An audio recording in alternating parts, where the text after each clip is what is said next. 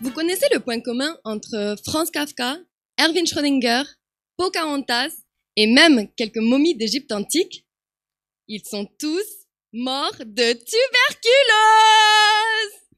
Oui, d'accord, j'entends souvent que ça fait un peu médiéval, tout ça, elle n'existe plus, la tuberculose.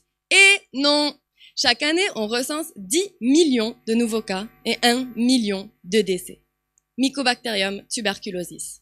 Tutu pour les intimes, est l'agent infectieux responsable pour le plus de décès au monde chaque année depuis environ... Toujours! Avec quelques exceptions comme pendant la peste noire ou plus récemment 2020, 2021, 2022.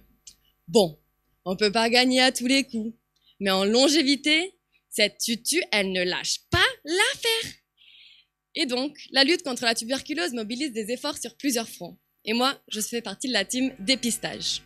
J'utilise des données d'études cliniques couplées à la modélisation mathématique. La mathématique, quoi?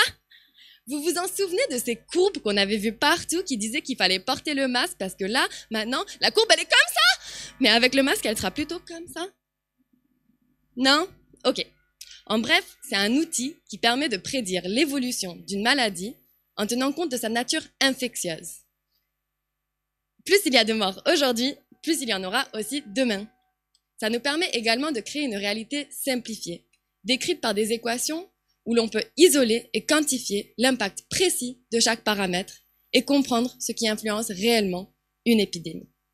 Dans ma thèse, j'utilise cette approche pour comparer plusieurs scénarios de dépistage et identifier la meilleure stratégie, que j'ai définie par des critères tels que le coût et le nombre d'infections évitées, mais aussi le nombre d'années de vie gagnées et l'amélioration de la qualité de vie des personnes qui sont déjà touchées par la maladie.